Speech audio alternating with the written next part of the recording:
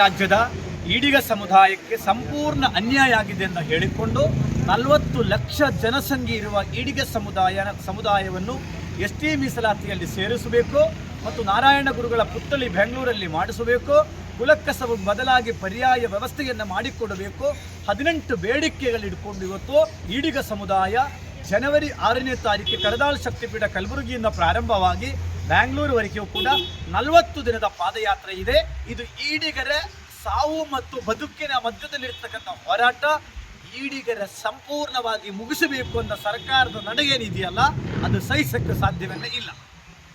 ಹಾಗಾಗಿ ಪಾದಯಾತ್ರೆ ನೋಡಿ, ರಾಜ್ಯದ ಮುಖ್ಯಮಂತ್ರಿಗಳಾಗಿ ಸನ್ಮಾನ್ಯ ಡಿ.ಕೆ. ಶಿವಕುಮಾರ್ ಅವರು ಮುಖ್ಯಮಂತ್ರಿ ಆಗಬೇಕು ಅಂತಕ್ಕಂಥದ್ದು ರಾಜ್ಯದ ಅತಿ ಹಿಂದುಳಿದ ಮಠಾಧೀಶ್ವರ ಮಹಾಸಭೆಯ ರಾಜ್ಯದ ಅಧ್ಯಕ್ಷನಾಗಿರ್ತಕ್ಕಂಥ ನನ್ನ ಅಭಿಪ್ರಾಯ.